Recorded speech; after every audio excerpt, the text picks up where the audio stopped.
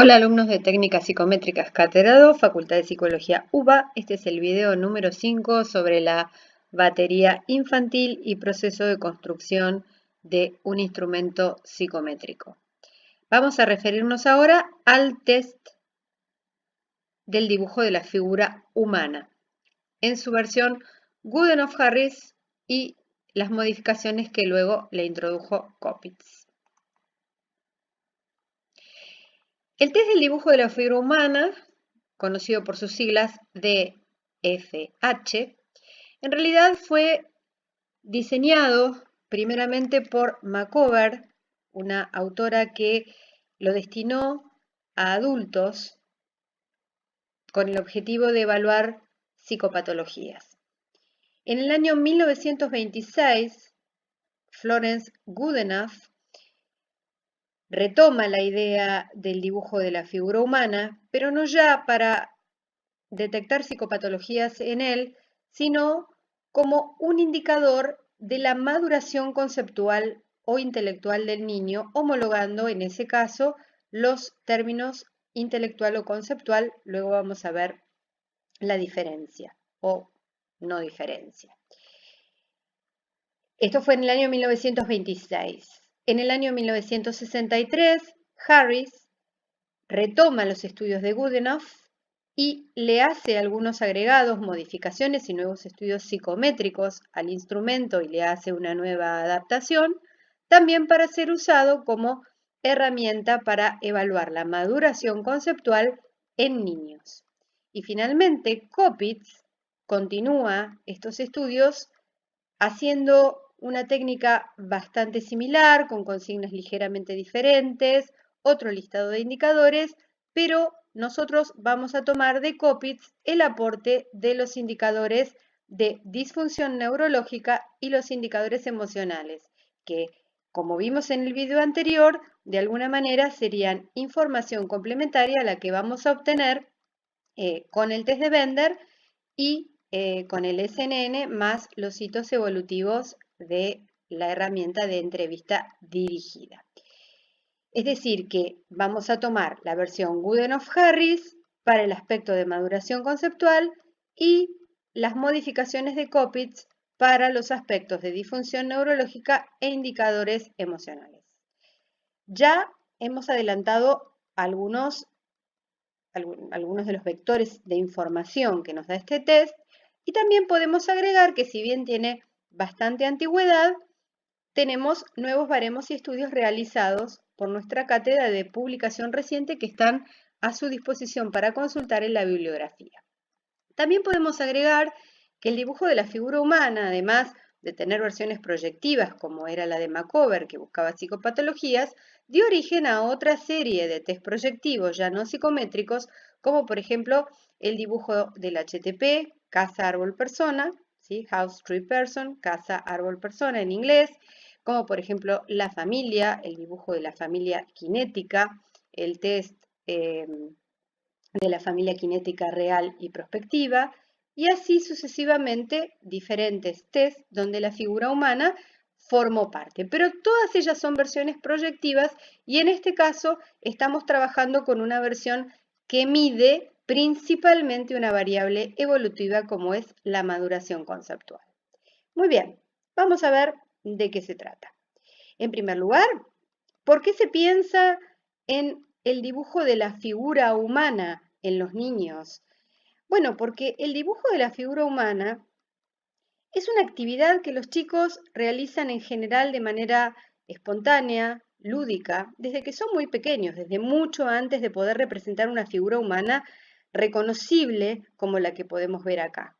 Desde que el niño empieza su garabato controlado, luego de ser descontrolado, aproximadamente en la etapa de control del garabato, recuerden la evolución del dibujo que habrán visto en psicología evolutiva, aproximadamente en el garabato controlado el niño ya suele tener habla, entonces suele dibujar y decir mamá o papá. Por supuesto no reconocemos en ese garabato una figura humana, pero ya hay un intento de hacer una figura humana.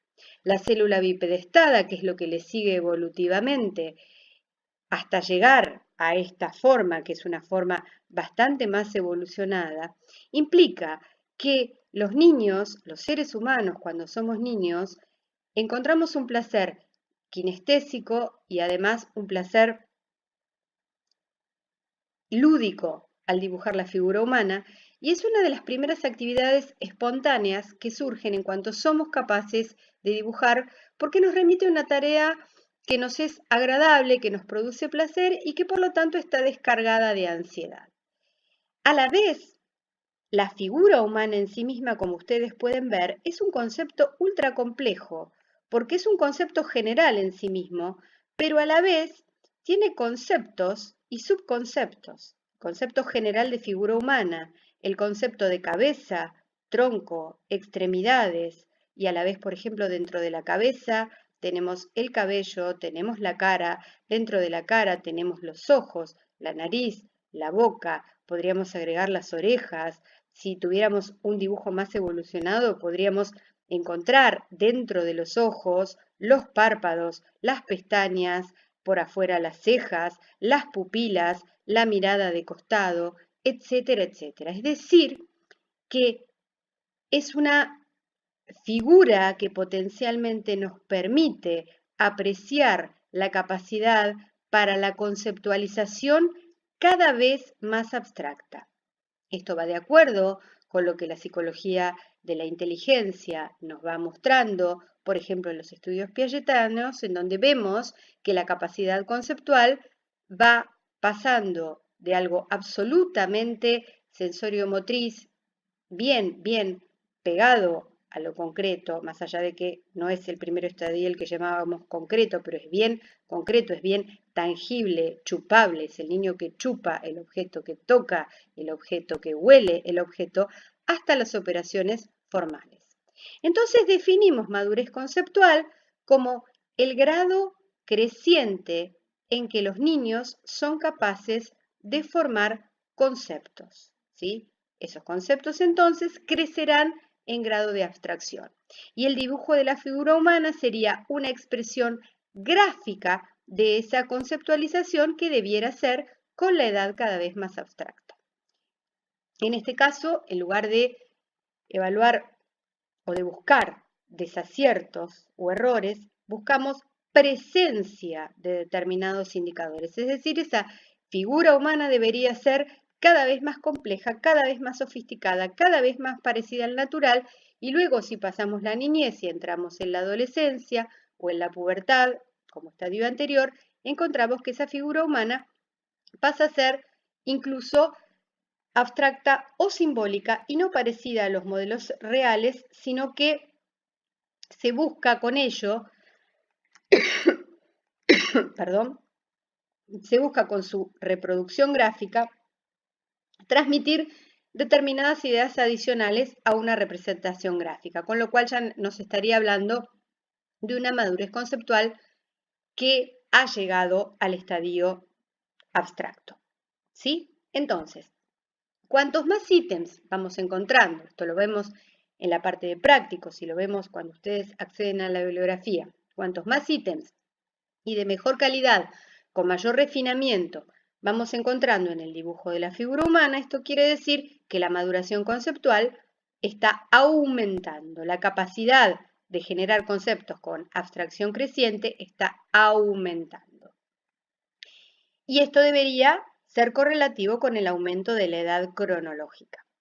Sin embargo, eso es lo primero que medimos. Sin embargo, cuando algunos de estos indicadores no aparecen en las edades en que aparecen en la mayoría de los chicos, ¿de dónde sacamos cuál es la edad en donde aparecen la mayoría de los chicos? Del baremo, porque el baremo está sujeto, o sea, nos está mostrando, está sujeto a la variabilidad de la población a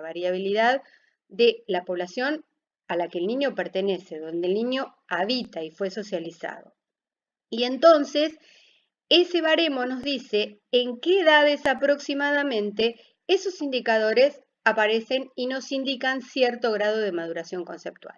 Si esos indicadores no aparecen y faltan a pesar de haber llegado y superado a esa edad cronológica, es entonces que su ausencia se considera un signo de posible disfunción neurológica. Otra vez, con las mismas restricciones y precauciones que en el Bender. Nunca podemos hacer un diagnóstico de disfunción neurológica, sino que, como técnica de screening que es que debemos ceder ante el peligro de hacer un diagnóstico y tomarlo como un screening y derivar, si es que encontramos esos indicadores, o sea, esa falta de presencia de ciertos indicadores en determinadas edades, debemos hacer entonces una derivación para una evaluación diagnóstica adecuada hecha por un neuropsicólogo y una derivación también al pediatra para que evalúe otras posibilidades. En la misma línea con el Bender, los indicadores emocionales son indicadores de otra naturaleza, diferentes de los que se usan para la evaluación de maduración conceptual y de posible disfunción neurológica. Son indicadores como por ejemplo el sombreado de alguna parte de la figura, ¿sí? Como por ejemplo el agregado de un sol. Pueden examinar el listado en la bibliografía que tienen para consultar y para evaluar el test, y nos indican, porque se hizo el mismo procedimiento que Kopitz siguió con los trabajos del test de Bender, lo hizo aquí también, separó los protocolos por lotes de similitudes en esos indicadores emocionales y realizó pruebas, entrevistas, horas de juego con esos niños y encontró que en la mayoría de los casos, en porcentajes importantes, los niños que presentaban sombreado de una de las partes del cuerpo presentaban también ansiedad relacionada, en la mayoría de los casos, con alguna de esas partes del cuerpo. Entonces, si esos indicadores emocionales no solamente se encuentran acá, sino que se encuentran también en el test de Bender, los vemos comportamentalmente en la observación durante la aplicación del test y además en la EDI los padres nos cuentan sobre correlatos comportamentales de ansiedad, llegamos a la conclusión de que hay evidencia fuerte para hablar de ansiedad, ¿sí? O de algún indicador emocional en particular, en este caso en particular, que podría estar obstaculizando la calidad de vida o el rendimiento escolar del niño según correspondiere. Entonces, si volvemos a lo anterior, recordamos que tenemos posibilidad de evaluar la madurez conceptual de los niños, en tanto capacidad de abstracción creciente para la formulación de conceptos de un modo gráfico, no es de un modo verbal, sino de un modo gráfico. De modo verbal se evalúa mediante otras vías, que ya vamos a ver en otras clases, posibles indicadores de disfunción neurológica e indicadores emocionales que debemos poner en valor en el resto o con el resto de la información recabada en la batería. Hasta aquí el DFH para niños que evalúa estos 3 vectores de información. Continuamos en el video siguiente. Muchas gracias.